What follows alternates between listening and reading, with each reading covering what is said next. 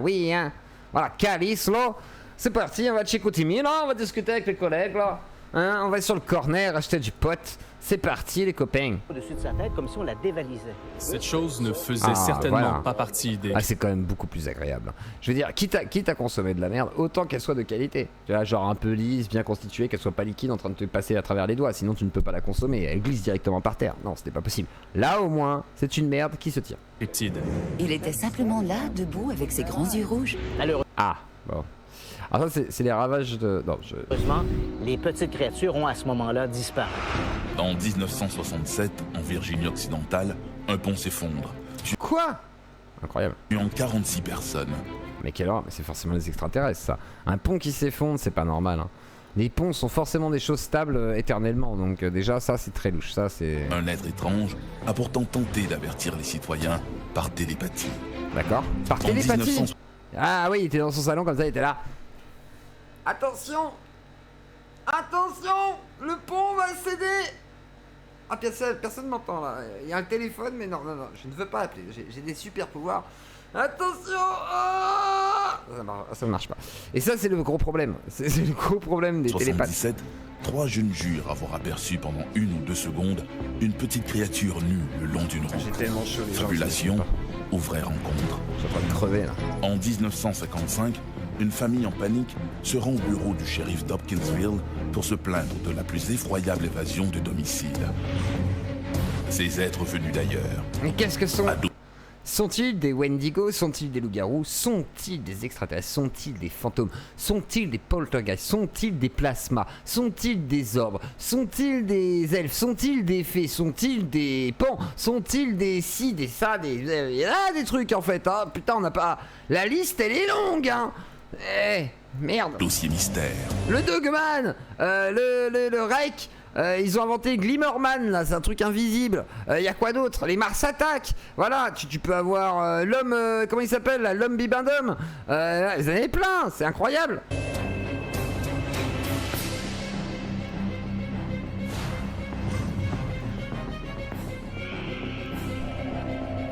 C'est Sorrento.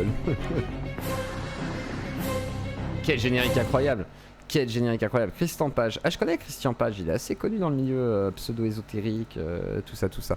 Alors, attendez, je regarde juste un truc. Pas de problème de droit d'auteur, non, c'est bon, ça me dit rien, c'est bon, tout va bien. Je me méfie des génériques quand même. Je vais passer Sa le face générique. avec de telles chimères. Oh, ça fait peur ça. Et la chasse, il a fait tomber ses lunettes là. Il est un peu plus de 19h. Au volant de sa voiture, Woodrow Derenberger Parlera du rentre chez colonisateur, lui putain. à Mineral Wells. Mineral Wells, ok. Soudain, Derenberger voit apparaître devant lui un étrange engin volant.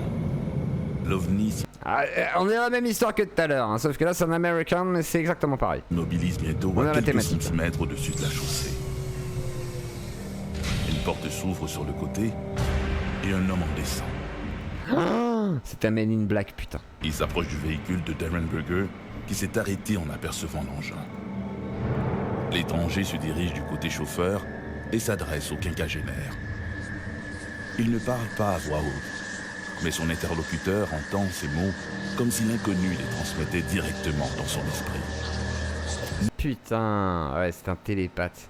Ça se trouve, je pense que c'est un Man in Black. Vous savez ce que sont les Men in Black? Ce sont des gens qui essayent de taire le complot extraterrestre et qui viennent vous voir si jamais vous avez vu quelque chose pour vous faire taire. Voilà, très précisément. Et on ne sait pas s'ils sont humains ou s'ils sont des êtres bi-organiques. Voilà, ils sont organiques 2 fois, effectivement. N'ayez pas peur, nous ne vous voulons aucun mal. Je m'appelle Ingrid Cole. Il lui explique qu'il est un extraterrestre venu de la planète Lanulos, dans laquelle Lanulos. La planète Nulos? Lanulos. Parce que l'anus os, ça marche pas, donc... galaxie de Ganymède. Un os dans l'anus, par contre, c'est pas très agréable. Hein. Il annonce que des conseille changements pas. sont imminents. Quelque chose se prépare. Quelque chose va arriver. Quelque chose doit arriver.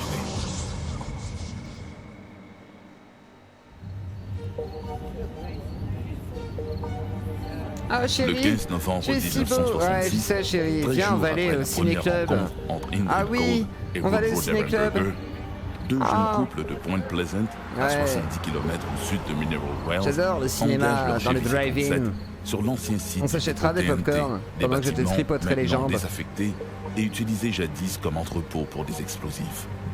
Regarde ici, c'était des entrepôts pour les explosifs. J'adore faire pan-pan. Viens, on va faire années 60, crac-crac, à l'époque pan-pan. des observations du Mothman, la zone de TNT n'était qu'un dépôt de... Le Mothman, c'est l'homme papillon, l'homme phalène, l'homme hibou. C'est un peu... c'est un homme oiseau, il est là. Quand il y a des trucs qui se passent et qui se cassent la gueule, en gros. Dès qu'il y a des catastrophes, il est là, ah, je suis annonciateur de catastrophes. Et il se suicide à chaque fois, en fait.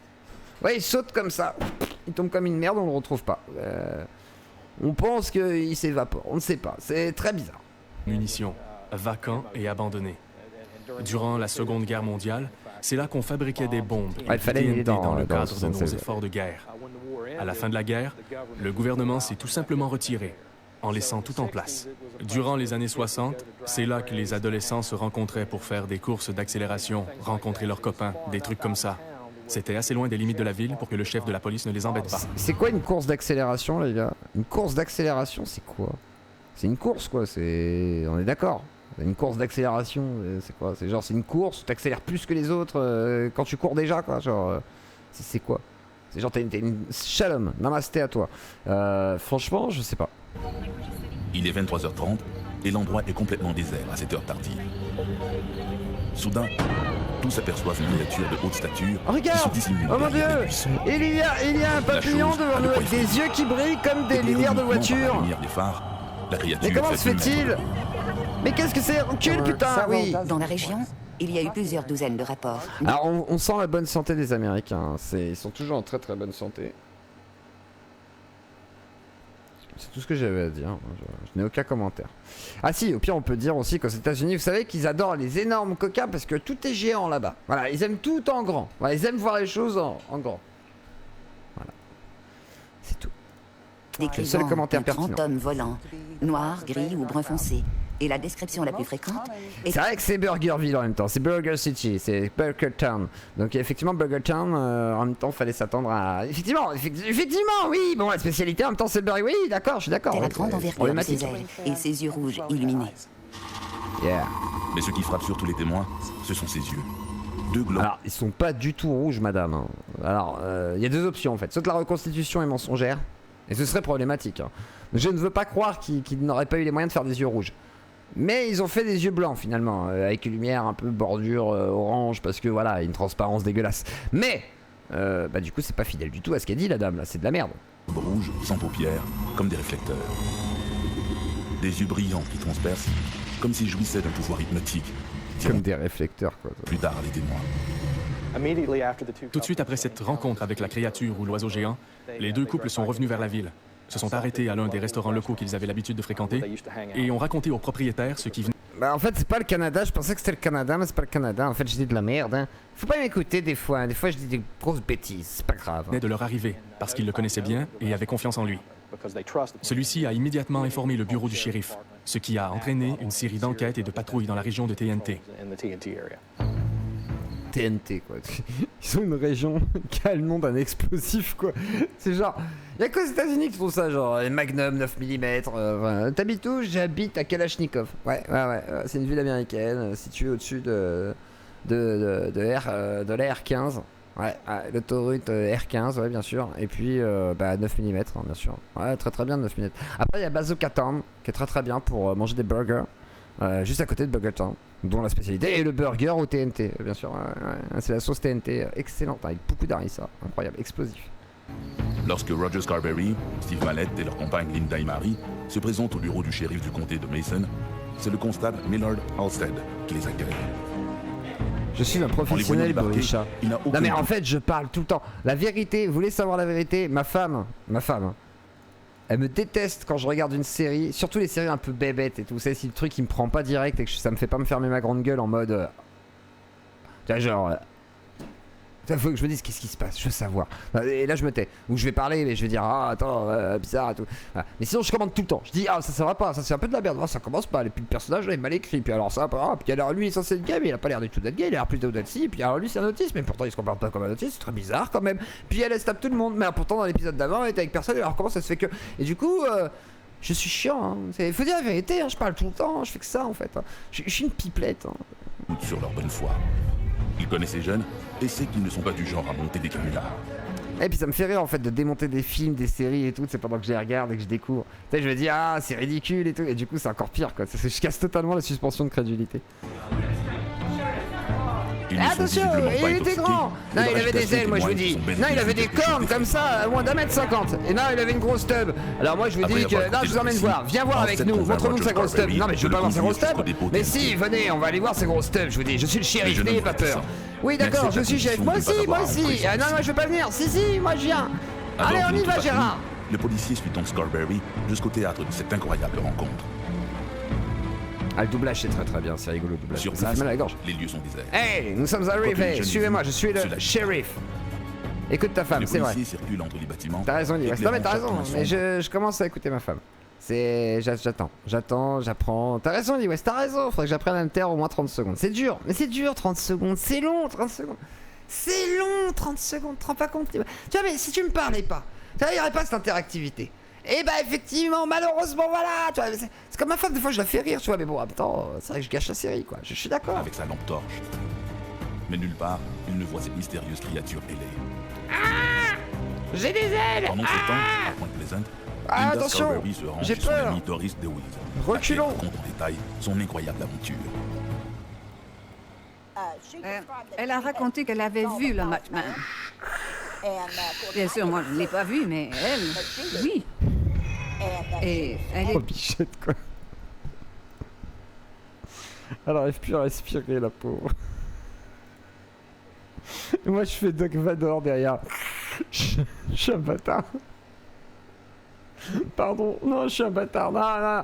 Ne soutenez pas ce genre de blague, hein. C'est de la merde, hein. C'est pas drôle du tout, hein. C'est handicapophobe et grossophobe, et en plus de ça, c'est morophobe. Donc, vous calmez. Hein. Et aussi, diabétophobe. Voilà, donc calmez-vous tout de suite dans le chat. Hein. était complètement terrorisée. On a dû appeler un médecin afin qu'il lui donne une dose d'un médicament pour la calmer. Ouais, c'était... c'était son insuline. Parce qu'elle était hystérique. Du coup, on lui a amené son insuline, elle arrête pas de péter des plombs, elle voulait manger du sucre, elle était là. Donnez-moi des bonbons. J'ai vu un papillon homme. Du coup, on a dit, ah tiens, prends ton insuline, ferme ta gueule. Sinon, tu vas finir comme moi, comme ça. Donc, attention, hein. Compliqué. Je suis ta mère, voilà, ça, je suis ta mère, fais gaffe. Comment ça, t'es ma mère? Je suis un papillon. La famille de Deglingo. Ce sont des Américains après, hein, ça ne dit rien. C'est répandu comme une prémisse. De toute façon, c'est la famille de Bad Mulch, on sait pas. Hein. S'inspirant du personnage de Batman, le rédacteur en chef d'un journal local. Ça a inspiré le personnage de Pac-Man quand même. C'est pas rien, ça aurait pu être Batman, non, c'est Pac-Man. Ou sinon il l'a mal dit, ou sinon je l'ai mal entendu, mais quand même.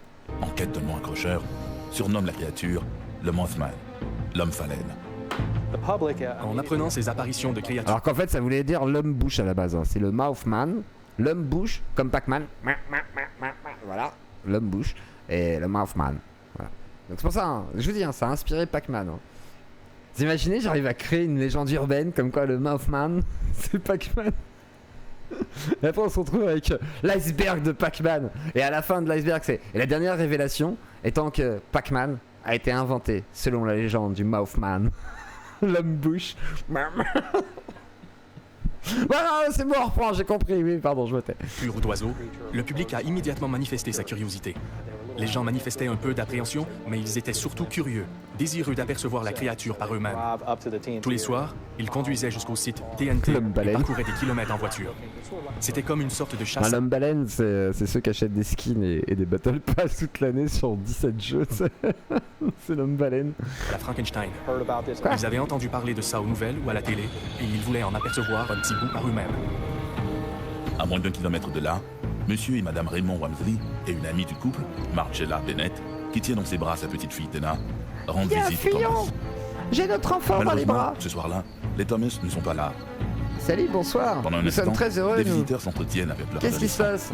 Puis Passez une bonne soirée, voiture. merci, bonne soirée à vous. Nous repartons avec notre enfant. Soudain, ils voient se dresser derrière le véhicule une immense silhouette, Oh mon dieu. celle d'une créature de 2 mètres de haut, pourvue d'yeux rouges luisants et putain. terrifiants.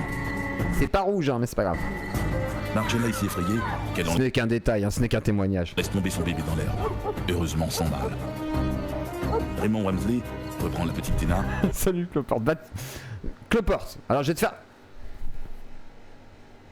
Voilà, bande. Démerde-toi. Voilà. Indique les 2 femmes et les force à le suivre jusqu'à la maison des Thomas, où il trouve refuge. Comme il arrive souvent, les journalistes qui venaient faire des reportages sur ces événements voulaient des explications. Ils ont donc fait appel à un zoologiste de l'université locale et lui ont demandé ce que ça pouvait être. Bah, c'est une paire de lampes torches dans un seau. Voilà. Moi, je vois que ça, hein. Je comprends pas trop de quoi vous me parlez, messieurs, dames. Et là, ils vont dire, non, il nous a confirmé, hein, c'était un homme papillon avec des pattes de bouc, une queue de diable, bien sûr, totalement identifié par un prêtre exorciste venant du Vatican, travaillant justement avec les protestants du quartier totalement catho-tradis. Non, on est sûr, hein. Et en plus, il avait une flûte de Pan pour attirer les enfants sur la falaise. Et puis, alors, on est certain en plus que peut-être il mangeait des enfants et qu'il était franc-maçon. Ça pose question quand même, je suis désolé monsieur. Et le zoologiste leur a répondu qu'il croyait que les gens apercevaient une grue des sables. Une grue des sables. Genre... l'oiseau là la grue, c'est ça là. C'est... C'est ça. On est d'accord. Quel rapport? Ça n'a aucun putain de rapport avec un papillon. Quelle est cette connerie? Quelle est cette diablerie? Il se fout de notre gueule le zoologiste là. Il veut couvrir le complot militaro-industriel. C'est ça en fait. À mon avis, il veut couvrir. Les gens avec qui je me suis personnellement entretenu, dont quelques-uns étaient des témoins oculaires, ont été estomaqués par le fait que les gens croyaient qu'ils avaient eu affaire à une grue des sables. Parce que leur description était plus proche de celle d'une créature de type humanoïde. Ah, j'avoue, le doublage, il y a un côté fandard où vous savez quoi, je m'étais amusé à essayer de commencer un petit montage, mais il a foiré et il a planté mon PC, du coup ça a tout foiré. Mais j'avais fait un montage sur le film qu'on avait vu, Sound of Freedom. J'avais pris toutes les scènes un peu totalement pétées, avec le doublage qui était totalement éclataxe, et en vrai ça rendait trop bien, c'était trop drôle. Mais par contre, après les cuts étaient pas forcément parfaits, mais il y avait moyen de faire un truc rigolo, donc je me dis un jour, pourquoi pas faire des conneries à la Mosinor ou toi, ça me ferait vraiment rire quoi. Bâti comme un homme, marchant comme un homme, avec Bâti comme un homme, marchant comme un homme.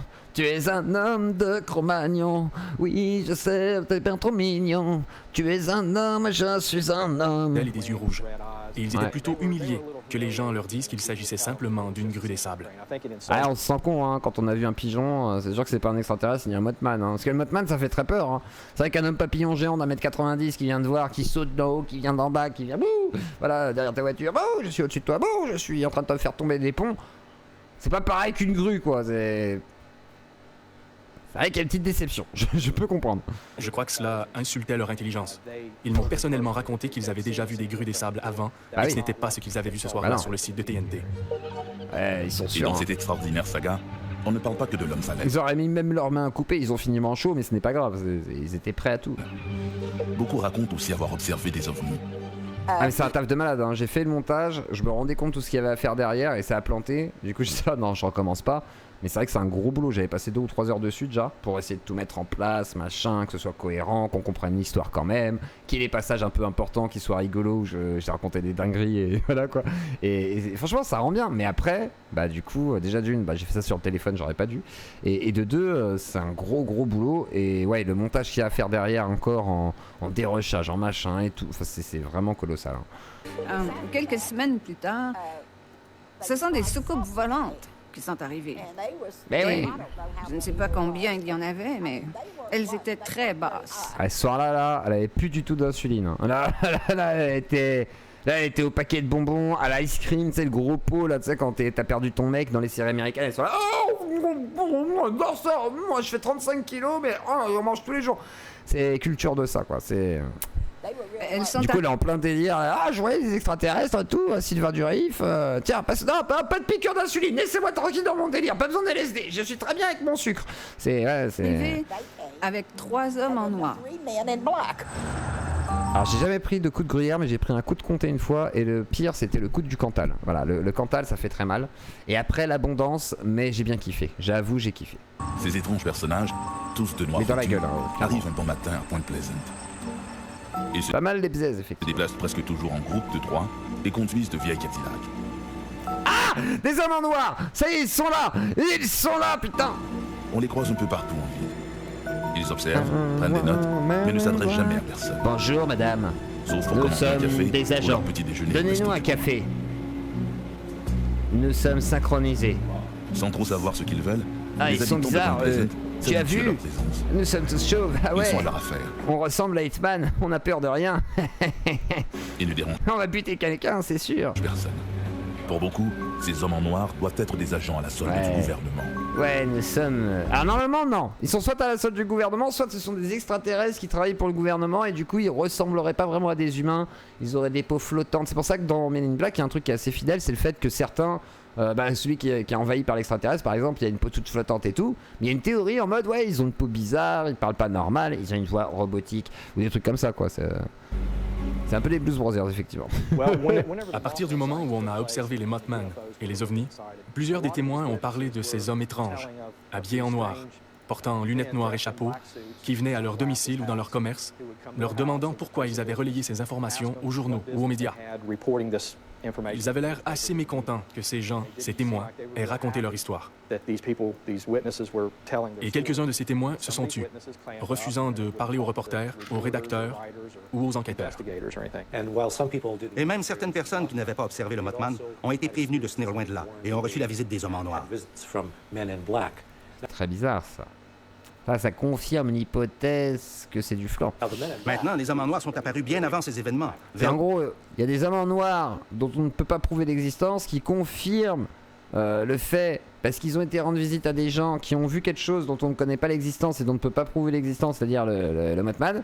Donc en fait, il y a deux choses dont on ne peut pas prouver l'existence qui sont dans l'histoire. Donc ça commence à faire beaucoup de choses, donc on comprend rien en fait. Dans les années 1955, lorsque Albert Bender, un enquêteur de soucoupe volante, s'est fait dire de cesser ses enquêtes. Un enquêteur de soucoupe volante. Par des hommes portant costume noir. Je pense qu'il y a des gens très sérieux dans le domaine, bien entendu. Chapeau noir et conduisant une Cadillac noire. Ils lui ont dit de cesser ses enquêtes parce qu'il s'approchait de trop près. Ah, d'accord. Ouais, il s'approchait de trop près de quoi, des écoles maternelles, c'est ça que tu veux dire? Et de fait, il a été assez intimidé qu'il a cessé ses enquêtes. Dans l'année qui suit, ça fait peur, hein. Regardez-moi ça, cette belle bête majestueuse. Vous voyez ce que c'est ça le Mothman. Bête effrayante, le papillon de nuit. Ce sont des dizaines d'apparitions du Mothman qui sont rapportées. Quand j'étais jeune enfant, vers l'âge de 8 ou 9 ans, c'est un peu j'ai gros là, non? aperçu ce que j'ai cru à l'époque être un homme en costume de plongeur. Il avait des ailes. Il se tenait entre la voie ferrée et la rivière. Et il était simplement là, debout, avec ses grands yeux rouges. Bah oui. Jusqu'à aujourd'hui, mes parents n'ont jamais discuté de ça avec moi. Je ne sais pas ce qu'ils ont vu ou ce qu'ils ont cru voir, mais ils ne parlaient pas du Mothman. Et c'est assez habituel chez les gens de la région. Durant pratiquement 2 années consécutives, il y a eu plus d'une centaine d'observations rapportées, et probablement une autre centaine qui n'ont pas été rapportées officiellement, parce que les gens craignaient qu'on se moque d'eux, qu'on les traite de fous. À défaut du Mothman, d'autres résidents de Point Pleasant et des environs reçoivent des coups de téléphone bizarres. Et il y a un film sur le Mothman, je sais plus comment il s'appelle, avec Richard Gere, je crois, et qui est pas si mal. C'est pas un mauvais film, on va dire. C'est pas exceptionnel, mais c'est pas mauvais. Je me souviens plus du nom, mais c'est pas un horrible film. Il n'y a jamais personne à l'autre bout du fil. Ouais, c'est pas non plus, voilà, c'est pas transcendant, les gars. Faut pas non plus, voilà. N'allez pas le regarder ou le payer parce que j'ai dit ça. Hein, seulement une espèce de modulation étrange. Non, pas Rediff Live, Poupougne. Il y avait cette femme dont je ne peux me rappeler le nom, qui était l'éditrice du Point Pleasant Register. Elle avait écrit sur les hommes en noir. Et ils sont pas du tout venus mimique. chez elle. Non, pas mimique. Avec Richard Gere. Je crois que c'est Richard Gere. Ouais, c'est Richard Gere, je crois. Et c'est l'histoire du pont qui s'écroule. Comment il s'appelle ce film? La prophétie des ombres. C'est ça. Et il y a un autre film, alors vous allez me le retrouver, ça, comment il s'appelle? Vous savez, c'est ça je le recherche, c'est un truc, c'est sur Cthulhu. C'est l'époque un peu victorienne ou peut-être même plus récente, c'est avec, vous savez, il y a Victor Hugo, il y a celui qui a écrit Dracula, là, Bram Stoker, et en gros ils font un rituel, il y a Cthulhu, à la fin ils écrasent tout le monde et tout, avec des grosses bêtes tentacules et tout. Comment il s'appelle ce truc? C'est en 2 parties, je crois que c'est un truc espagnol, avec plein d'images de CGI et tout, et c'était pas mal du tout. Comment il s'appelait ce truc? C'est pas la prophétie des ombres, mais ça ressemble en fait. Comment il s'appelle? Richard G. Est-ce que vous l'avez celui-là? Pas vu. Un film espagnol, je crois que c'est un film espagnol ou... Je crois que c'est espagnol, hein. Peut-être américain, mais je crois que c'est espagnol. Sinon, dis-moi à quoi tu penses, Ryan. Tac, c'est magique, pas vu. Elle veut des stars du programme. Est-ce que ça vous va? Est-ce que ça vous parle, ce film un peu Cthulhu, etc. là? Ah putain, comment il s'appelle? C'est vrai que je regarde, je vais regarder. Ils sont venus pour lui dire de ne rien écrire à leur sujet. Et 2 jours plus tard, elle est morte. Attendez. Tout s'articule comme si Point Pleasant s'était transformé en un microcosme de l'étrange. Comme si la ville était devenue le laboratoire de quelque intelligence supérieure. En association avec le Mothman, il y a eu des contacts très inhabituels, où certains enquêteurs ont commencé à recevoir des coups de téléphone d'une créature nommée Ingrid Cole. Elle les prévenait de cesser leurs enquêtes. N'enquêtez plus sur le sujet, vous êtes trop près. Qui essayait de les effrayer. Ils étaient harassés par d'étranges apparitions, à la même époque où on observait le Mothman. Territoire des ombres. Le territoire des ombres, c'est ça.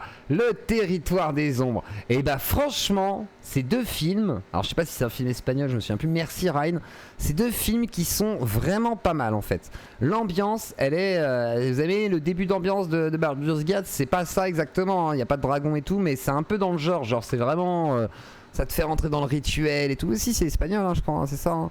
Tac tac tac tac tac. Et c'est pas mal du tout. C'est pas exceptionnel. Alors par contre c'est noté 1,7 sur Allociné, 4,1 sur Sens Critique, donc c'est moyen effectivement. Mais en vrai, bah vu qu'il n'y a pas beaucoup de Cthulhu, voilà, on voit Cthulhu à la fin exactement. Et vu qu'on voit Cthulhu à la fin et qu'il y a des trucs voilà, que t'avais pas spécialement dans beaucoup de films, bah en vrai c'est satisfaisant. C'est pas un mauvais film finalement, tu vois. C'est un bon nanar en fait. C'est un bon petit nanar d'horreur et moi j'aime bien ces films. Vous savez les films d'épouvante un peu nanardesques et tout, bah c'est exactement ça et c'est très très bien. C'est trop bien.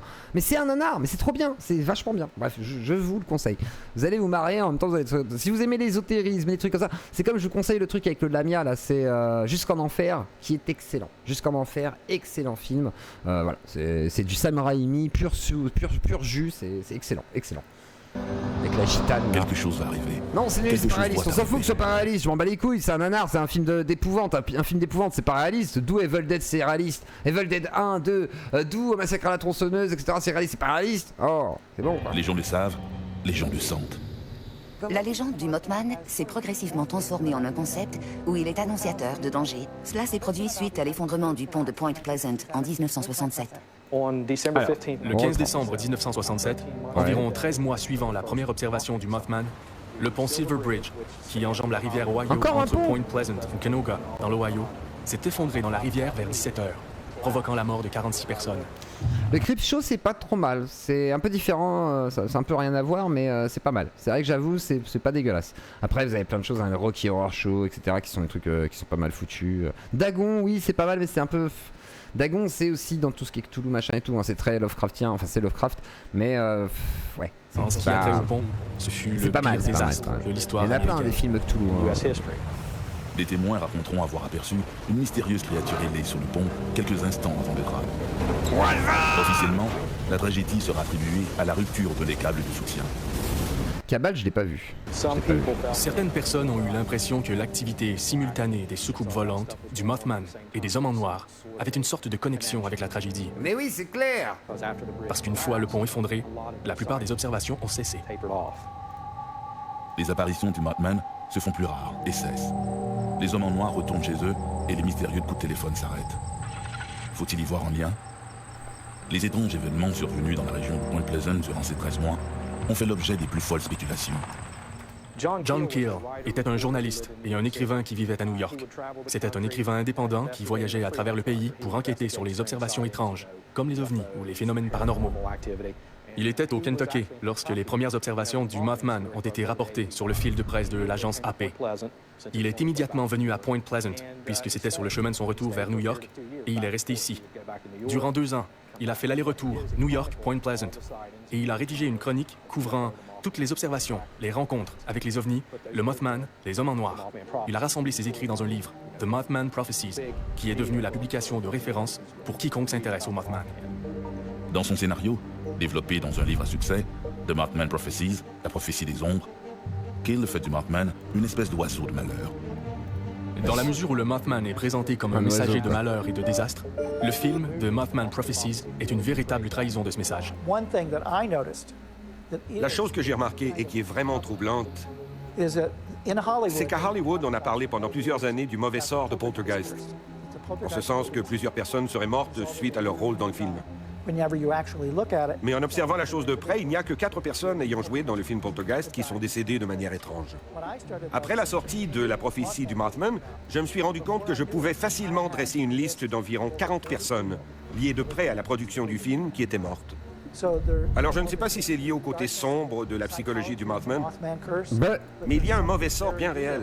mais quelle psychologie, vous lui avez jamais parlé? Qu'est-ce qu'il raconte le monsieur là? Il est pas un peu parti en couille le monsieur là? Là il est en roue libre le gars. Ouais mais c'est par rapport à la psychologie du Mothman en fait. On est sûr que quelque part il y a interaction entre tout le monde. Les extraterrestres sont passés sur le pont. Alors du coup la psychologie des extraterrestres on la connaît aussi. Hein. Ils sont très gentils, empathiques, un peu pervers narcissiques. Du coup ils s'entendent bien quoi. C'est sûr. Hein. J'ai fait toutes ces analyses en tant que professionnel. 57 ans d'études. Regardez ma barbe blanche. Quelque chose de négatif et de démoniaque à propos du Mothman après l'apparition du livre de John Keel, qui est authentiquement associé au Mothman. Ah ouais, il y a un vrai culte en fait. Tout ça pour le tourisme. Le problème c'est ça en fait aux États-Unis, c'est dès qu'il y a moyen de faire du pognon et du tourisme, allez hop. Conjuguer l'angoisse et l'imagination peut enfanter des monstres, des créatures chimériques. Pourtant, pour certains, elles sont là. S'agit-il de canulars ou d'une méprise avec des animaux connus? Très bonne question. Mais quel animal pourrait être confondu à un hybride de kangourou et de gargouille? Un hybride kangourou et de gargouille. Le gargouille qui n'existe pas, hein, c'est... Une chimère assoiffée de sang, comme celle aperçue en 1977 au Massachusetts. La petite Volkswagen roule à la sortie de Dover. William Bartlett et ses deux amis Mark Mazoka et Andy Brody écoutent de la musique à tutelle. Arrivé près de Farm Street, Bartlett amorce un virage serré. C'est en exécutant sa manœuvre qu'il aperçoit, éclairé par les phares de sa voiture, une créature les plus bizarres. Mais qu'est-ce que c'est que cette merde? Encore un SDF en train de ramasser des mégots? Putain! La créature ne Hotep reste à visible toi, que Ali. 5 ou 6 secondes, mais Bill Bartlett jure à ses amis qu'il l'a bien vu. Il n'oubliera jamais sa rencontre avec le démon de Dover. Dover est une petite ville d'à peine 5000 citoyens, située à 25 km au sud de Boston, dans le comté de Norfolk. C'est une petite communauté rurale typique de la Nouvelle-Angleterre. La première observation du démon de Dover s'est produite le 21 avril 1977 à 22h30, lorsqu'un individu nommé Bill Bartlett conduisait sa Volkswagen sur Farm Street. Il y avait 3 autres personnes dans la voiture qui n'ont pas remarqué ce qu'il a vu. C'est lui qui conduisait, qui regardait devant et qui a aperçu dans la lumière des phares une créature perchée sur un muret de pierre. Une bonne vue. Il l'a décrite comme ayant une grosse tête ovoïde qui se déplaçait difficilement en s'appuyant sur 3 orteils et 3 doigts. Elle avait un très petit corps et 2 yeux d'où émanait une lueur orange ou rouge, ou orange et rouge. Voilà. De retour chez lui, il s'est immédiatement installé à son bureau et a entrepris de dessiner la créature. 2 heures plus tard, John Baxter quittait le domicile de son ami de cœur à environ 1 mile de l'endroit où Bill Bartlett avait eu sa vision. Et subitement, au milieu de la route, une petite route rurale, il a aperçu une personne qu'il a prise pour un écolier. Selon sa description, Bah s'il prend des personnes pour des écoliers alors que c'était un vieillard de 97 ans, imagine la bestiole qui était sur le mur. Ça se trouve c'était juste un rat, on sait pas. Si le gars il confond tout ce qu'il voit, on peut pas lui faire bien confiance, ça commence très mal. Hein. comme l'écolier avait une grosse tête, il a cru que c'était MJ. Et après il a cru que c'était un chien, et ensuite il a cru que c'était sa mère. Et après, vu qu'il a remarqué qu'elle avait des grands pieds, il s'est peut-être dit que c'était son père. Mais comme il avait une canne, il s'est dit que c'était un vieillard. Et ensuite, il a vu qu'il avait une banane. Mais en fait, non, du coup, c'était un singe. Et à la fin, il savait plus trop quoi penser. Du coup, il s'est dit, c'est sûrement un Mothman, en fait. Il s'est mis à crier « MJ, est-ce que c'est toi ?» En s'approchant, il aperçoit subitement On dirait un sadomaso, en fait, qui est au bois de Boulogne. Et qui est en train de faire des dingueries avec un arbre. La vie de ma mère, hein. Moi, je vois que ça, hein. Moi, je vois vraiment une sorte de travailleur du sexe, habillé en SM, une créature qui est en train de taper un délire avec un arbre. C'est-à-dire une grosse tête ronde et un gros corps rond avec des doigts et des jambes fuselées qui s'enfuient dans les bois puis disparaissent. Regardez, il s'enfuit. Regardez, la fuite incroyable. Oh là là. Ah là, franchement. En s'approchant, il aperçoit subitement une créature qu'il décrira comme un gros 8. C'est-à-dire une grosse tête ronde et un gros corps rond avec des doigts et des jambes fuselées qui s'enfuient dans les bois puis disparaissent. Regardez, incroyable. C'est là où on voit la panique, parce que moi pareil, quand j'ai très peur, je suis là, par exemple, je me cache contre une poutre. Alors, je suis là. Là, je fais.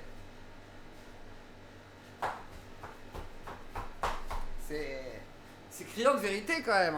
C'est là où tu te dis, c'est pas juste une reconstitution, ça a été sûrement tourné au moment des événements. Tellement c'est. Voilà, c'est criant de réalisme. Hein. J'ai des frissons sur les bras, hein, regardez, mes poils sont dressés. C'est pas le froid ni la chaleur, ça, c'est forcément la bestiole. Hein. Arrivé chez lui, l'adolescent se confie à sa mère. Tout retourné là. Il lui dessine tant bien que mal la créature. Attendez, À ce elle fait un moment-là, dessin là. le jeune... Attendez, elle est en train de dessiner. J'ai pas un stylo là pour reconstituer le dessin. En fait, elle a fait un gros rond. Elle fait des petits points, et rond, et rouge dedans, petit corps, ovale, des petits bras de papillon et des petites jambes. Voilà. Et elle est beau mon dessin, regardez, c'est une reconstitution. Elle est pas dessinatrice à la base, et voilà, elle fait la cuisine. Et voilà. Baxter ignore tout de l'observation Américaine. de Bill Bartlett. Il ne Ah, c'est un américain, excusez-moi, il a les cheveux longs. Ouais, du coup, il fait du foot. l'apprendra que 5 jours plus Du soccer. tard. Pourtant, les dessins des deux adolescents sont tout à fait identiques. Incroyable! Oh mais quelle reconstitution incroyable! Ah non mais c'est exactement ce qu'on vient de voir. Hein. C'est exactement ça. Hein. C'est un truc avec une énorme tête. Ah ouais non c'est... Putain le dessin là je suis... Ah non franchement c'est silhouette, ice glow faintly. Ah le dessin il est incroyable. Hein. Putain, heureusement qu'ils avaient quelqu'un voilà, qui était limite un ingénieur. Hein, parce que sans ça on n'aurait jamais pu savoir que c'était un Mothman ou je sais pas quoi. Le lendemain soir, Ou un extraterrestre. Ah. Ou un nain. le 22 avril, Qu'est-ce qui nous dit que c'est pas un nain? Un nain bourré. C'est une sorte de nain bourré qui était là contre l'armée en train de vomir sa race et là. Oh mon dieu! Y'a quelqu'un! C'est ça? On sait pas. Mais là personne n'a vérifié, y'a pas de lampe torche. C'est souvent un nain sadomaso en train de se prostituer dans le bois de Boulogne américain de Mothman. 1977, Will Denter, 18 ans, Peut-être qu'il branlait l'arbre. C'est possible après. Ça après, faut demander à l'arbre. Faut demander le témoignage de l'arbre, mais personne n'y a pensé. Donc un c'est copain de bien le Bill problème. Bartlett, roule en compagnie d'Abby Brabham, 15 ans. Le lendemain soir, Abby Brabham et son ami Will sont en voiture. Et ils aperçoivent quelque chose qu'ils ne sont pas capables d'identifier. Attention, Ils il n'ont y pas a pu un observer la nain! chose aussi bien que Bill Bartlett. et Regardez John comment il Baxter. s'enfuit, il avait trop peur de se faire écraser le pauvre. Will Denter, Regardez-moi 18 ça. ans, un copain de Bill Bartlett, Il- roule en Ouais, compagnie il d'Abby court comme Brabham, ça. 15 ans. Regardez, il va courir comme ça. Il va plus vite avec ses Le ailes. lendemain soir, Abby Brabham et son ami Will sont en voiture. Là, Et là, ils aperçoivent là, là. quelque chose Le qu'ils ne sont pas nain, capables le nain, d'identifier. regarde! Et là, Ils n'ont pas pu il observer la chose aussi bien court que comme Bill ça. Bartlett et John Baxter, mais eux aussi ont aperçu une créature aux environs de minuit. les bras Donc en avant. 26 heures après la première observation par Bill Bartlett. Non mais vous avez pas compris en fait, parce qu'en fait, au bout de ses mains, il y a des turbos, des réacteurs de haute technologie que l'armée américaine a sûrement récupéré pour mettre sur des drones, voilà. Et du coup, quand il se met comme ça, il peut s'enfuir, mais beaucoup plus rapidement que moi, parce que moi je suis sur une chaise, voilà, alors que lui il a pas de chaise, il a des pieds. Incroyable. Le lundi suivant, 25 avril, Bill Ah, Bartlett les aliens sont des lâches. Hein. Ou sinon c'était E.T. Mais E.T. moche quoi, c'est E.T. dégueulasse. Derrière toi, yeux, c'est affreux. Ah! Effectivement, c'est affreux. se confie à son professeur de sciences, Merci, Sophie. Robert Linton, lequel est impressionné par le ton de sincérité de l'adolescent. Il est si sincère. Tu as l'air si sensible et sincère. Viens donc dans ma chambre pour qu'on en discute. Oui. Viens donc, gamin. On va en discuter. Je suis docteur. Tu veux t'approcher du micro qui est caché sous ma blouse? Oui, gamin. Approche-toi. Oh, c'est horrible. C'est horrible. Vous voyez ce que c'est ça? Ça, c'est les profs qui profitent de leurs élèves. C'est dégueulasse. À l'époque des événements, le cryptozoologue Lauren Coleman s'intéresse à ces étranges apparitions. Ce qui s'est passé, c'est qu'à cette époque, je travaillais dans une école spécialisée pour les garçons ayant des troubles émotionnels, juste de l'autre côté de la rivière Charles et du comté de Dover, au Massachusetts. Régulièrement, lors de mes journées de congé, je fréquentais un magasin nommé le Dover Country Store.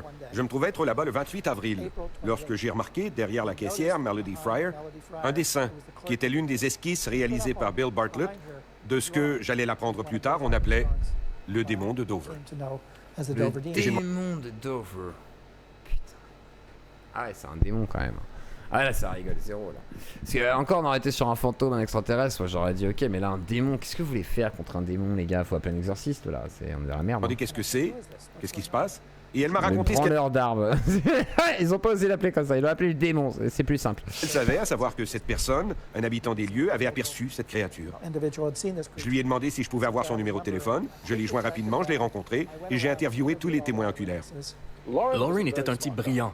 Quand il a entendu parler de cette déclaration, il s'est rendu là-bas avec son expertise de cryptozoologue et s'est fait accompagner par 2 personnes qui avaient une expérience d'enquêteur sur les observations d'ovnis et de créatures extraterrestres. Parce que ce truc ne cadrait certainement pas avec le champ de la cryptozoologie. Ah bah oui. Le père de Bill Bartlett témoigne que son fils était très agité à ce moment. Et surtout si c'est une grue ou si c'est juste un branleur d'arbre, c'est sûr. C'est pas de la cryptozoologie, là on est sur une paraphilie dégueulasse, mais sinon... et encore, dégueulasse, tout dépend, parce que l'arbre, est-ce qu'il va aller se plaindre? Est-ce qu'on profite réellement d'un arbre? Je ne sais pas. Et d'ailleurs, n'oubliez pas de mettre votre petit pouce bleu, parce que vous êtes 57 à avoir mis un like, et tous les autres non. Donc 150 personnes qui sont là, moi je regarde lascivement dans mon canapé, bon non, je vais pas faire un effort pour ce yeux clos. Pourquoi faire un don? Pourquoi faire un pouce bleu? Pourquoi s'abonner? Bah non. Eh bah si, je peux le faire, tu fais ce petit effort, et ainsi, yeux clos il sera content, et ainsi, tout le monde sera heureux, car nous sommes 250, et qu'à 250, on peut bien avoir 100 pouces bleus, bordel. Donc petit pouce bleu, voilà, petit pouce, tu le mets, et on continue, c'est parti. Arrivé à la maison. Et attention, je vais vérifier dans quelques instants si t'as mis le pouce. Ouais, faut pas me prendre pour un con, je vous vois là. Tous ceux qui commentent qui n'ont pas mis un pouce, ne commentez plus et ayez honte de vous si vous l'avez pas mis après. D'accord? Vous pouvez commenter que si vous l'avez mis. Je vais vérifier, hein. Chaque pouce est vérifié. Je peux vérifier vos IP. Voilà. Je peux vous traquer.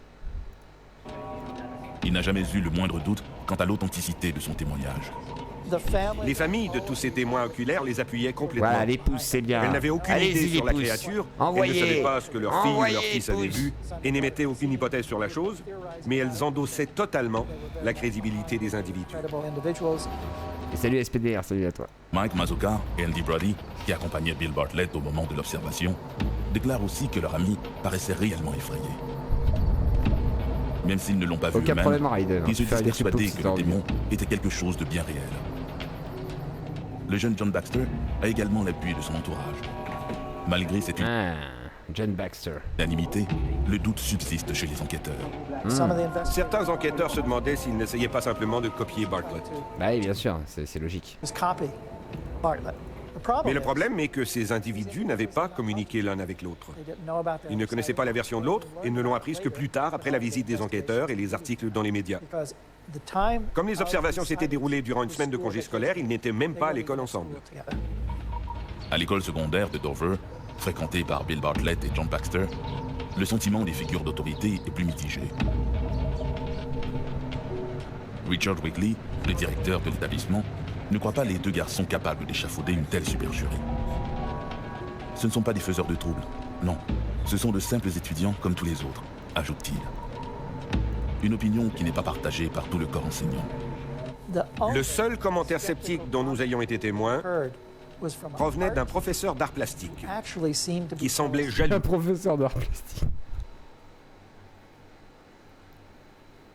Attends, on va écouter le commentaire sceptique parce que depuis tout à l'heure là, pour eux le scepticisme c'est genre ouais non si c'est un homme papillon avec des jambes de bouc hein, ouais, c'est sûr. Et puis il avait une queue de chèvre. Alors c'est sûr, je confirme, hein, j'ai vu ça en photo.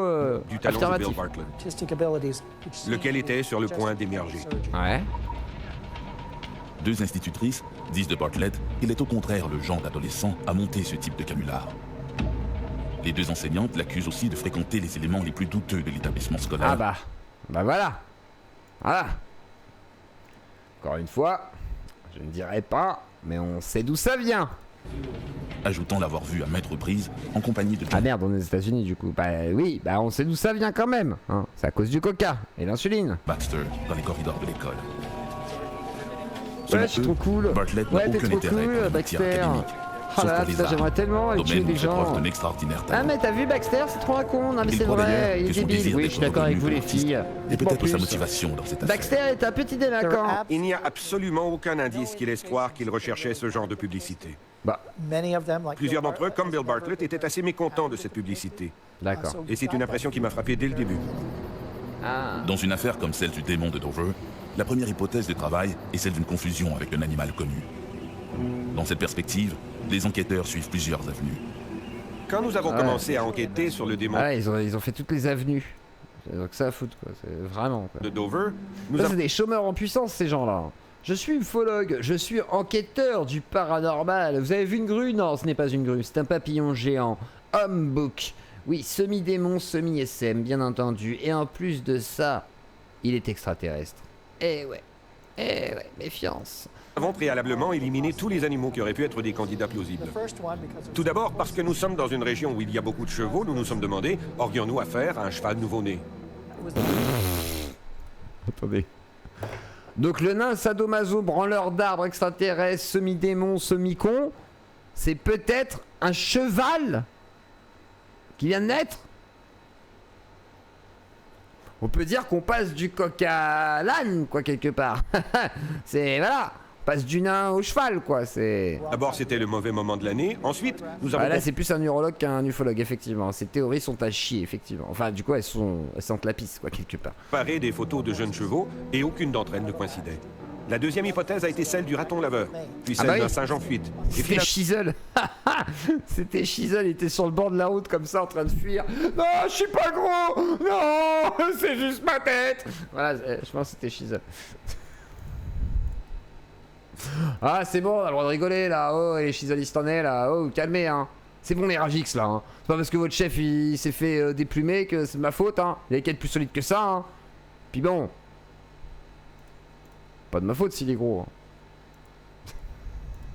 Finalement, tout ce qui pouvait se rapprocher. Nous avons épluché. Pardon, non, c'est pas gentil ce que je viens de dire. Non, c'est pas vrai. Non, c'est pas vrai, il est pas gros, C'est la coche, voilà, c'est la coche.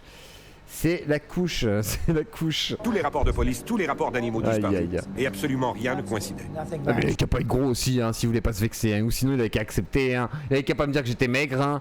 C'est tout, hein. Moi j'ai dit un V1, vas-y, on fait la pesée. T'es là, le phasme, bah l'obèse. Voilà, t'as qu'à pas être obèse. Voilà. Désolé, gros. Après, j'ai un vélo électrique si tu veux, je le vends. Là, mais sérieux, hein, si tu veux. 300 balles. Franchement, regarde psychodélique, ça lui a réussi. Hein. Je suis sûr que ça te réussirait. T'es grossophobe. En même temps, est-ce que c'est étonnant? Ah oui, Jamy, c'est écrit dans le Coran. Voilà, c'est tout. Tous les témoins étaient unanimes à dire que la créature... Il y a des choses sur yeux clos dans le corps. ...était sans poils, et n'avait ni nez, et encore moins museau, ni bouche, ni oreille, ni queue. Ni queue. Donc ce n'était pas un cheval, ça n'a ni queue ni tête. Un canular alors. Dans la petite communauté de Dover, le sentiment général est plutôt favorable aux adolescents. Non, j'ai dit que j'étais un phasme parce qu'il avait dit que j'étais... je sais plus comment il a dit avec ton physique de phasme, il avait dit si. Moi j'ai dit ouais je suis un phasme mais toi t'es un obèse. En gros. Donc du coup j'avais dit ça égalisera le combat. Lui il a pas entendu la blague, lui il a dit juste, il a dit que je suis gros. Je suis pas gros. Et là il a fait Obélix, je suis pas gros. Il est parti bouder. Je suis pas gros. Allez où ma queue? Allez où pas gros? Attends je vais manger de la queue. Attends, j'ai trempé ma queue dans du beurre. Il y a de la crème, de la chantilly, des nuggets. Et la belle queuche. Et là il mange son petit bâton de queue.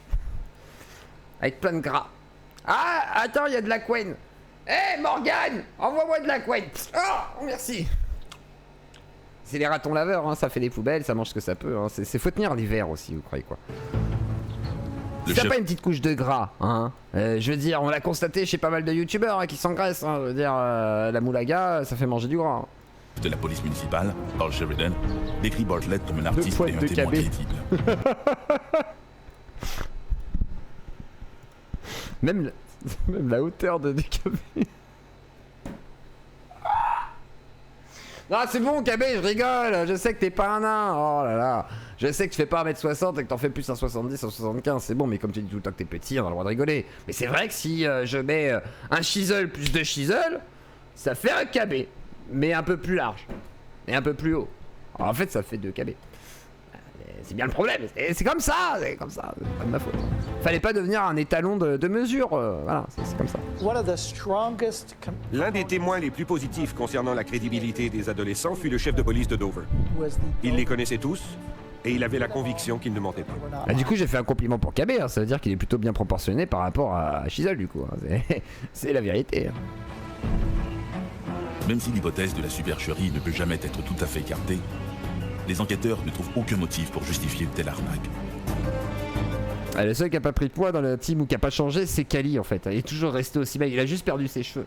Par contre, il a perdu 10 kilos parce qu'il a coupé 1 mètre de cheveux. Mais en tous les cas, bon, on arrête de parler de poids là, on arrête hein, le régime des poids là. On revient sur les hommes en noir et toutes leurs conneries.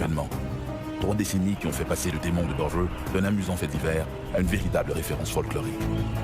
Je fais 1m80 et je pèse 73 ou 74 kilos actuellement. Je pense que j'ai dû perdre du poids, mais je me sens gros là, ça va pas du tout. J'avais dit que je commencerais le sport, mais avec la chaleur et tout, là, c'est impossible de se dire que tu veux faire du sport. Là, c'est vraiment pas possible.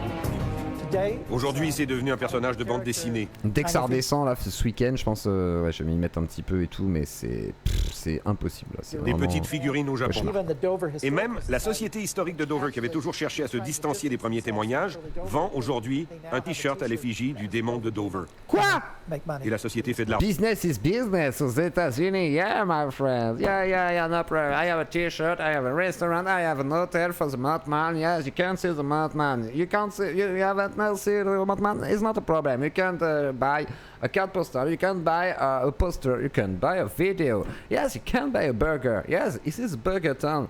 You can eat a burger. You want insulin? Yes. You have peur to diabetes? No problem. We have insulin. Take it, and eat the burger. Yeah, good. The Mothman burger. Buy it. Argent avec celui-ci. Off of the Dover Demon. Quant aux j'aimerais tellement être riche, hein, les gars. Aujourd'hui, des adultes d'âge moyen, ils se sont fondus dans l'anonymat. Ah. En fait, on retrouve même pas les témoins principaux. Ils sont en train d'expliquer. Après quand même 30 minutes hein, où ils nous bernent comme ça, là ça fait bien 10 minutes sur celui-là, ils sont en train de nous dire non mais en fait les témoins, bon ils ont un peu disparu hein, donc là on vous raconte ce qu'on nous a dit sur des trucs qui auraient été dits, de gens qui auraient vu peut-être des choses qu'on sait pas trop, mais en fait c'est un peu la légende. Et comme on fait du tourisme, bah autant, voilà, la vie nous a payé, donc c'est devenu un cas célèbre, mais chacun des 4 jeunes a vécu une vie différente.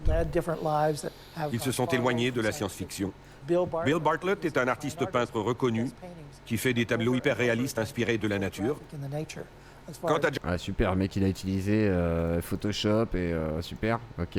John Baxter, Will et Abby Braben, on n'entend plus jamais parler d'eux. C'est comme s'ils étaient disparus. C'est bizarre quand même. C'est très bizarre, monsieur. Hein. Je veux pas être méchant, mais c'est bizarre. C'est bizarre. Fondus dans l'histoire. Le démon de Dover les avait rendus célèbres et il semble satisfait de ça. Quelle était donc la nature de cette mystérieuse créature? Les baise. Regardez, il s'enfuit! Le démon de Dover est un dossier dans lequel je me suis beaucoup impliqué. J'ai eu la chance d'être présent avant qu'il ne soit contaminé par les médias ou par des répétitions excessives. Je me sens profondément connecté avec l'histoire du démon de Dover. Mais c'est également un dossier à propos duquel j'ai toujours eu la prudence de dire « je ne sais pas ». Regardez-moi ça, quelle est belle cette bête, ça fait peur. Hein. Ça, franchement, incroyable. Et là, quand elle s'enfuit avec les bras en avant, regardez-moi ça. L'affaire du démon de Dover est frustrante. En ce sens, elle ne nous permet pas, en toute objectivité, de trancher entre la certitude et le doute. Eh, t'as raison, Lolo. Mais c'est peut-être juste une femme de ménage qui était payée au black, qui a été chassée par ses propriétaires. En fait, ils faisaient un safari en réalité. Ça avait rien à voir. En fait, ils l'ont traqué. Et après, ils ont créé une légende parce qu'il y avait trop de témoins. Mais si vous songez à aller vous balader dans les forêts de la Nouvelle-Angleterre, ne partez pas sans votre appareil photo. Oula, ça fait peur ça. Hein. Ouais. Prenez votre appareil photo. Hein. Ça vous permettra de lutter si le Mothman nous agresse ou l'extraterrestre chelou qui fuit avec les bras en avant. Faites gaffe à ces turboréacteurs au niveau des doigts. C'est très dangereux. Vous pourriez être déchiqueté. Méfiez-vous. Méfiez-vous. Qui sait ce que vous pourriez rencontrer au détour d'un arbre? Au chapitre de la peur, le cinéma a démontré que même un enfant peut faire très peur. Alors là, c'est parti, les exorcismes, etc. Là. Il suffit de le doter d'une caractéristique qui défie notre logique. Qu'est-ce qui se passe? En ufologie, l'histoire incroyable d'une famille de fermiers du Kentucky va en 1955 changer l'image de ce à quoi doit ressembler un vrai monstre venu de l'espace. Je tire sur les ovnis. Il est complètement con, le truc il est situé à des kilomètres, le gars il tire dessus, il sait même pas où c'est, enfin c'est complètement délire. Les dimanches soirs sont plutôt ennuyants au bureau du shérif d'Hopkinsville. Mis à part l'appel routinier de Madame Talon pour se plaindre que le chien du voisin a encore uriné sur ses fleurs, rien de bien excitant.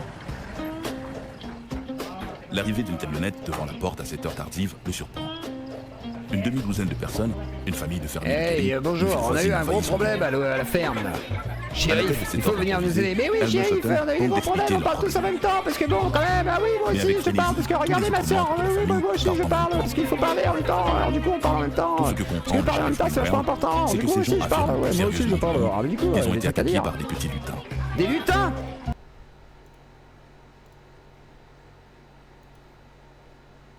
Alors moi je fais les doublages et tout, mais on m'a pas dit que je devais doubler cette merde là. Comment ça des lutins? Mais... D'accord, le petit peuple. Le shérif est stupéfait. Tandis que toute sa ville dort paisiblement, voilà que des lutins psychopathes auraient envahi une ferme de Gali.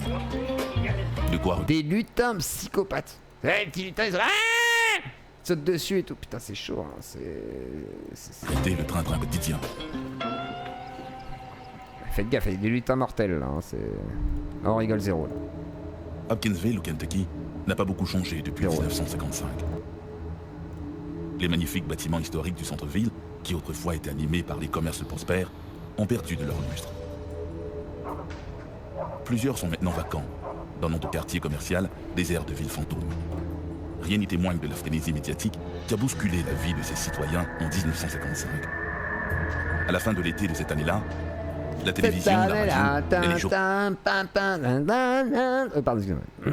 de l'Amérique ont envahi la place pour couvrir un fait divers étonnant.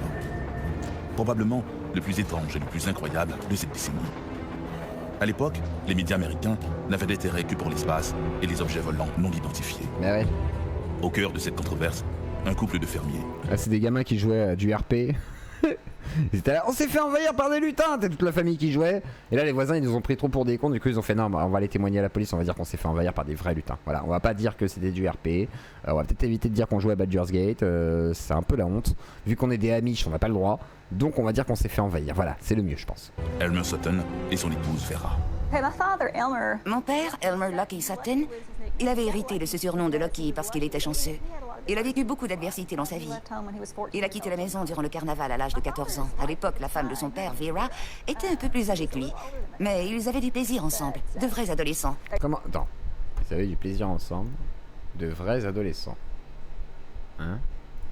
Ils avaient monté un spectacle tous les deux, où mon père lançait des couteaux dans sa direction. Il balançait des gros couteaux dans cette chatte là. Il a découpé comme là, et à la fin elle a fini en lambeaux, toute déchiquetée. Et ma mère, il a sacré. Non, c'est pas ça. Ça n'a rien à voir, c'était du cirque. Accrochés à une planche, les couteaux venaient se planter tout autour d'elle. Et un jour, il s'est loupé, il s'est rentré dans sa tête. Non, c'est pas ça non plus. Je suis horrible. Hein. Moi, je vois toujours des trucs horribles à chaque fois. C'est ça le problème de ma psychologie totalement niquée. C'est que moi, j'imagine des meurtres, des découpages, des trucs un peu plus attrayants que ce qu'ils nous proposent là. Parce que là, c'est des lutins mortels. J'espère qu'ils sont méchants. J'espère qu'ils sont très méchants, les leprechauns là. Quoi donner la chair de poule? Pourquoi ils faisaient ça? Je n'en sais rien, mais ils l'ont fait. Ils étaient comme ça. Croquis à l'appui, le couple Sutton, leur ami Billy Ray, son épouse et leur enfant, ont affirmé avoir été attaqués par des nains aux yeux jaunâtres, avec de grandes... Et ils se sont battus avec des nains aux yeux jaunâtres, avec des fusils et tout. Genre, ah putain, des nains! Ah ouais, c'est sérieux quoi. Oreilles pointues et marchant portant leurs bras levés au-dessus de leur tête, comme si on les dévalisait, diront plus tard la famille. Ah ouais. La presse à sensation titra « Extraterrestre venu de l'espace ». La rencontre Kelly Hopkinsville en 1955 est vraiment une histoire fascinante. La maison était... quand même des lutins psychopathes, ça fait peur, hein. C'est pas rien quand même. Ça aurait été juste des lutins de base ou des nains, à la limite. Mais là, des lutins nains psychopathes...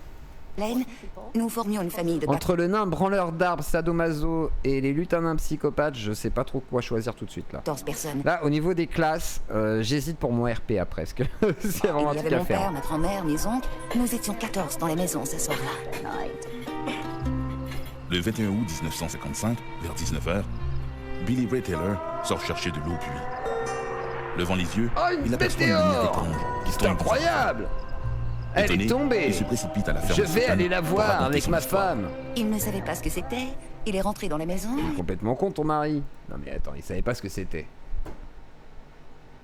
Mais il y a un vrai problème aux États-Unis. Hein. Il y a un truc qui tombe du ciel. Il y a quand même plus de chances que ce soit une météorite, une comète, je sais pas quelle connerie. Enfin voilà, mais il y a peu de chances que ce soit du coup un vaisseau extraterrestre de lutins, psychopathes, sadomaso qui branle des arbres, quoi. Enfin. On va se dire que, honnêtement, il y a plus de chances que ce soit la première option que la deuxième. Il a raconté ça à tout le monde. Je croyais qu'il essayait de nous faire une blague, parce qu'il était assez habile à ce jeu. Désintéressé, Elmer jette un œil à la fenêtre. Mais il insistait, il ne lâchait pas. Ouais, mais comme toute la maisonnée s'apprête à desservir la table pour y jouer une partie de cartes, la lumière de Billy, que tous croient n'être qu'une étoile filante, est vite oubliée dans le brouhaha. C'est une sacrée étoile filante, hein.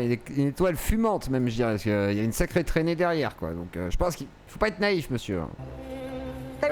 On se contentait tout simplement de profiter de la soirée. Ouais, Red Dead, il paraît que la sortie sur Switch, il a l'air pas mal. En vrai, pour un jeu Switch à l'ancienne, il tourne. Après, est-ce étonnant? Non. Je pense même qu'on pourrait faire tourner GTA V sur Switch en vrai. Donc s'il faisait un petit effort, il pourrait le faire quoi.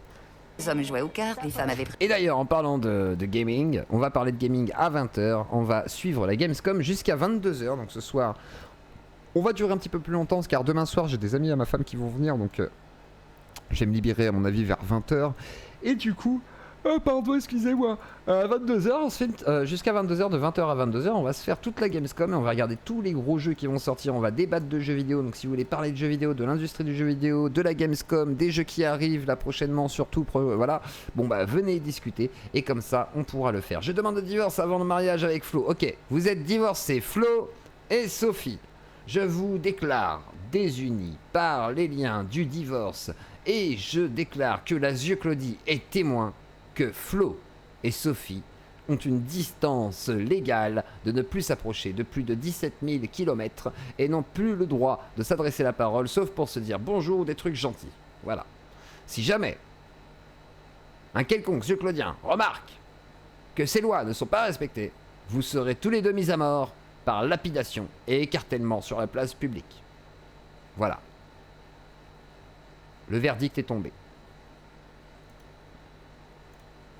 Ah oui, et si jamais, à part Sophie, parce que Sophie fait beaucoup de dons, mais pour les autres qui ne font pas beaucoup de dons, mais qui auraient envie de faire des dons, car nous sommes quand même plus de 250, si vous voulez aider les yeux clos, vous le pouvez, car si chacun d'entre vous donnait, ne serait-ce que un petit euro, voire 2, 3, 4 euros, et bah je pourrais m'en sortir avec un bon petit salaire. Et rendez-vous compte, déjà 2 euros chacun, ça ferait quasiment 500 balles. Vous vous rendez compte, ça va vite, hein. 4 euros, 1000 balles. Bon, bref, voilà, vous vous rendez compte, c'est incroyable. Donc si jamais vous voulez aider la Claudie, vous pouvez le faire comme Sophie l'a fait à l'instant, ou d'autres, etc. N'hésitez pas à soutenir la Claudie. Si vous le pouvez, et mettez un pouce bleu, je vérifie les pouces bleus, vous en avez plus de 100, c'est très bien. Et dans 9 secondes, il y a de la pub, donc du coup, je vais vous faire l'espace et entracte publicitaire. 1, 2... Et c'est la publicité en yeux Claudie, car YouTube ils aiment bien vous spammer de publicité. Du coup, je suis là pour faire passer le temps de la publicité. La publicité, la publicité, elle a de quoi pouvoir t'exciter. On y va, c'est parti. Voilà. C'est la fin de la publicité. Est-ce que c'est fini là?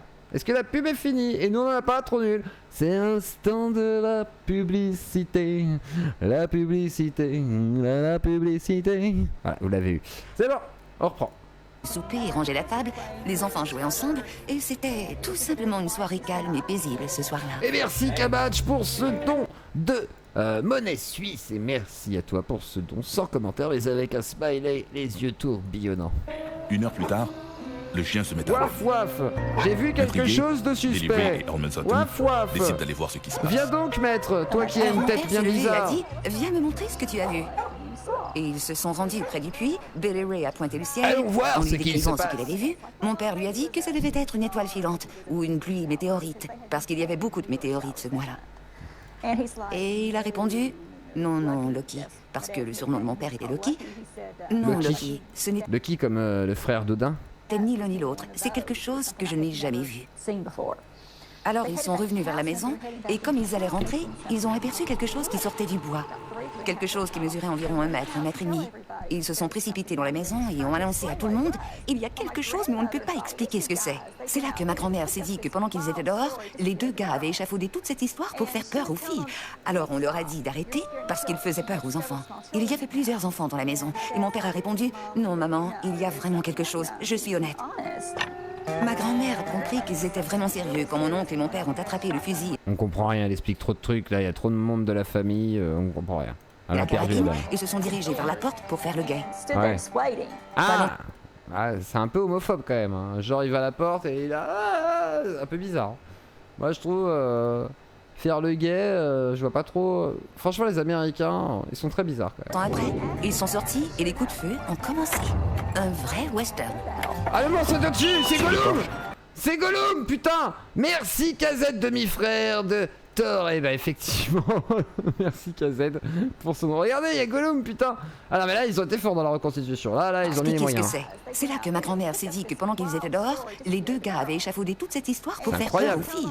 Alors on leur a dit d'arrêter parce qu'ils faisaient peur aux enfants. Il y avait plusieurs enfants dans la maison et mon père a répondu non. On a compris qu'ils étaient vraiment sérieux quand mon oncle et mon père ont attrapé le fusil et la carabine et se sont dirigés vers la porte pour faire le guet. Pas longtemps après, ils sont sortis et les coups de feu ont commencé. Regardez! Oh, putain, il fait peur, hein. C'est clair que... Putain, j'aimerais pas voir ça devant ma gueule, hein. Oh, la bestiole, quoi. Oh, quel cauchemar. Un vrai western. Oh là là là là, c'est Gollum, putain, c'est incroyable. Sur le porche, Elmer tire sur un lutin qui bondit du toit de la galerie pour s'enfuir dans la cour. Le bruit de l'impact des balles l'ordonne la... Mais quoi? C'était quoi ce CGI dégueulasse, ça? Attendez, mais c'est... Pour s'enfuir dans la cour. Le bruit... Mais c'est quoi cette merde? Mais... c'est quoi ce truc? De l'impact des balles leur donne l'impression qu'ils tirent sur des seaux en métal vide. Alors... En fait, c'est des nains avec des combinaisons dégueulasses qui font de la fausse peau, quoi. Ça n'a pas de sens, ça n'a aucun sens. Ils ont commencé à avoir vraiment peur, parce que peu importe ce que c'était, ça ne partait pas. La carabine et le fusil ne leur faisaient absolument rien. Ah, je sais pas, namasté. À chaque fois qu'ils en tiraient un, ils tombaient, ils roulaient et ils revenaient. Ils n'arrivaient à rien. T'inquiète, alors, une bataille digne des meilleurs westerns d'Hollywood. C'est déjà bien. Il y a des créatures partout. Ils les tiraient dans les arbres. Si tout le monde faisait comme Kamaj, en vrai, ça serait déjà beaucoup, hein, dans la soirée. Hein. En vrai, si tout le monde donnait déjà un petit euro, c'est pas rien. Hein. C'est pas rien. Sur la clôture. Et bah, merci beaucoup d'ailleurs pour ce type de dub, Kira. Merci beaucoup à toi, Dub Kira. Dans les fenêtres, sur les corniches, dans les portes, parce qu'ils étaient partout. Donc là, ça veut dire qu'ils ont canardé toute la soirée autour de la maison, ils ont fait des trous de partout, c'est une passoire en fait, quoi. Laisse tomber. Cette chasse aux monstres va durer des heures. Ah ouais. Barricadés dans leur maison, les Sutton continuent de canarder ces gnomes qui se baladent main en l'air comme si de rien n'était tout autour de leur ferme. Tout ce que mon père disait, c'est qu'il fallait arrêter de tirer et attendre de voir ce qui allait se passer. Alors nous sommes restés calmes et nous les avons entendus marcher sur le toit. Je suis le spectre d'MJ. Tout le monde avait l'impression d'être la cible d'une attaque très sérieuse. Le matelas. Ils ne savaient plus que faire. Laissez-moi entrer dans la maison. Ils allaient sortir la tête, apercevoir une créature et rentrer à l'intérieur. Finalement, ne pouvant plus supporter la situation plus longtemps, ils ont profité d'une accalmie pour se précipiter vers une voiture dans laquelle ils se sont tous entassés pour se rendre au poste de police à quelques milles de... C'est juste Halloween, c'est ça? Il y a des gamins déguisés. Et non, ce n'était pas un shooting scolaire, mais bel et bien une famille de consanguins, ayant cru que des lutins psychopathes les attaquaient. Mais finalement, il s'agissait des élèves de l'école de Pittsburgh. Oui. Ils sont tous morts suite à une nuit de fusillade. Au Massachusetts. Désormais, ils mâchent leurs chaussettes, effectivement, c'est plus ça. Mais... De là, à Hopkinsville. À Hopkinsville, à Anthony Hopkinsville. Ils n'ont pas regardé derrière. Ils ont foncé droit devant. À Hopkinsville, il y avait un officier en service. Nous avons tous couru à l'intérieur et le shérif a levé la tête en demandant que se les mecs qui passe-t-il. viennent en pyjama, quoi, carrément, on est là, quoi. Et la comme campagne. tout le monde parlait en même temps, il a compris, c'est de l'hystérie. Je parle en même temps. À prime abord, ce que comprend le shérif Greenwell, c'est que ces fermiers ont été envahis par une nuée d'insectes géants. Hein? Ça n'a rien à voir. Alors on passe quand même des lutins psychopathes à des nains chelous déguisés en cosplay de... on sait pas trop quoi, de Gollum, à des insectes. Ok, c'est des insectes. Ok. Aucun des adultes ne semble ivre. Sacré policier. Les adultes lui semblent ivres. C'est sympa. Mais tous semblent vraiment paniqués. Selon leur description, en même temps, ils ont buté 2 écoles minimum, voire toute une université, donc il y a de quoi paniquer. Ces êtres ressemblent à des lutins. Ils ont expliqué à l'officier de police ce qui leur était arrivé. Et l'officier a constaté qu'ils tremblaient tous. Et merci Chris, parce que ça parle OVNI jeux vidéo le vendredi. C'est... Attends, le vendredi quoi? Le vendredi, attends. Le vendredi, c'est les vacances. Oui, vendredi, c'est les vacances, effectivement. Et moi, pareil, hein, je serai en vacances. Alors, je ferai des capsules, etc. pour la semaine inédite. Je vous mettrai quelques rediffs aussi qui peuvent être sympas, qui peuvent intéresser des gens. Je vous mettrai quelques anciens dramas. Je pense que je vais faire du rétro-drama aussi. Mais voilà, je vous mettrai quand même de quoi vous occuper. qu'ils étaient vraiment très secoués. Ils ne semblaient pas mentir et avaient l'air vraiment terrifiés par ce qu'ils avaient vu. Ah, tout ça sans drogue sur toute une ville, hein. C'est ce qu'on appelle effectivement dans le jargon et souvent communément appelé ainsi. Ah, c'est tout simplement une hallucination collective. C'était exactement ça qui s'est passé. Le shérif ne savait pas quoi penser. Tout ce qu'il a trouvé à faire, c'est d'appeler le chef de police. Alors, il l'a appelé, lui a raconté ce qui se passait. Et là, il a dit au shérif, il était là très énervé, et il a dit au shérif... Les gens n'ont plein de cul des Arabes. Voilà. Et lui a dit... Et non, en fait, c'était les nains, malheureusement. Appelle Madisonville, appelle Evansville, appelle Fort Campbell, appelle tous ceux que tu peux rejoindre qui pourraient nous aider là-bas. C'est ce qu'il a fait, il a dit, je vais vous rejoindre. Tout le monde retourne à la ferme des Sutton. Le temps qu'il arrive, tout le monde était déjà là. Les journalistes, la radio, tout le monde était là. Les gens de Fort Campbell, qui est une base militaire voisine de Hopkinsville, ils étaient là. Tout le monde en avait entendu parler. C'était tellement rapide. Tout le monde est arrivé. Ils ont fouillé la place. Parce qu'il y en a plein le cul des aliens, en fait. Mais je pense qu'on pourrait créer... Il y en a plein le cul des aliens. Faut qu'on trouve quand il dit aliéné ou... voilà, et on trouve. On peut trouver quoi que ce soit. Bien sûr, il y avait des traces de ce qui s'était passé. Il y avait des douilles de projectiles, de carabines et de fusils. Partout dans la maison et sur le sol. Il était évident qu'il y avait eu une fusillade. Mais pas de cadavre, pas de sang, rien ne pouvant démontrer que... Car ils les avaient dissous à l'acide et donnés aux cochons. Oui, ils se sont débarrassés des preuves. Car c'est la famille Manson. Peut-être pas. Mais en tout cas, ils ont l'air dangereux, hein, parce que je veux dire, ils se baladent avec leurs fusils, ils tirent de partout. T'imagines, t'es le voisin, quoi. Faut pas sortir ce soir-là. Hein. Faut pas les pisser dans le jardin, hein. C'est compliqué. Avait été touché. Alors ils se sont dit, il n'y a rien ici, retournons chez nous. Tout le monde est reparti, mon père, ma grand-mère et tout le monde a essayé de se calmer et de dormir. Tout le monde était épuisé, mentalement et physiquement. Les enfants étaient terrorisés. Et tout a recommencé. Ils sont revenus.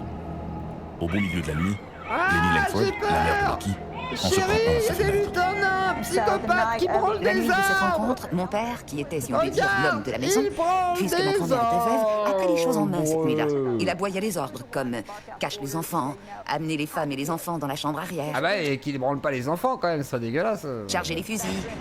Tout ce qu'il y avait à faire, c'est lui qui lançait les ordres. Et il était comme ça. Et cette bataille à coups de fusil a duré toute la nuit. Une bataille à coups de fusil qui dure au bout de la nuit. Bataille avec les fusils. Des nains psychopathes branlent des arbres. Compliqué, hein. Le lendemain de ces événements, les Sutton sont interviewés par Bud Ledwith, un annonceur de la radio WAP. Est-ce qu'on ne pourrait pas dire que les aliens et les extraterrestres sont les meilleurs étrangers que pourraient trouver les droitards? Car au moins, ils retournent chez eux. Méditez à ça. Peut-être pour ça que... je sais pas... peut-être pour ça qu'il y a une affection extraterrestre. Je sais pas. Hopkinsville. Ils racontent en détail leur terrifiante rencontre et fournissent en dessin des mystérieuses créatures. Dans les jours qui suivent, cette histoire de fermiers aux prises avec des créatures d'un autre monde est relayée d'un bout à l'autre du pays. Les Sutton se retrouvent au centre d'un cirque médiatique. Leur histoire est colportée, travestie et transformée. Bah, j'ai eu peur. J'ai eu trop peur. J'ai cru au début, j'ai entendu... Je crois que c'était ma femme qui tapait à la porte et en fait, non, pas du tout. J'ai eu peur. Je me suis dit, merde, les extraterrestres sont là en fait. Mais non, c'était pas ma femme non plus. Certains reporters, avides de sensations fortes, iront même jusqu'à parler... Le pire droitard m'a sorti ça vraiment. Tu vois? Ouais, j'en étais sûr. C'était obligé. C'est obligé parce que... si t'es un bon droitard et que t'es à fond là-dedans anti-immigration, l'extraterrestre, c'est voilà, c'est quelque part, c'est le migrant parfait. Il vient, il consomme, il se casse. Petite sonde anale, petite vache découpée, voilà, il retourne chez lui. Franchement, prenez exemple. De petits hommes verts lumineux avec des yeux de rayons laser. Qu'est-ce que c'était? On ne le sait pas. Des extraterrestres? Ah, District Probablement. 9, C'est là-dessus que le consensus est fait. Et c'est ainsi que nous avons la légende de Kelly Hopkinsville. Même si dans le récit des Sutton, il y a des nudistes là, oula. Dis à la danse dans Blair Witch 2, là, elle est en train de danser à poil dehors et tout. jamais été question d'extraterrestres. Ils sont nombreux quand même, hein. Ils dansent tous en l'air, les mains en l'air, là, ça ressemble à rien, hein, franchement. L'aventure de la famille science-fiction, Sutton quoi. est devenue un classique dans l'histoire des ovnis, inspirant même Hollywood. L'affaire n'a jamais été expliquée, Je crois que la... Et on n'expliquera jamais. Bon. C'était vraiment très intéressant, hein. Bon. Avant de commencer, du coup,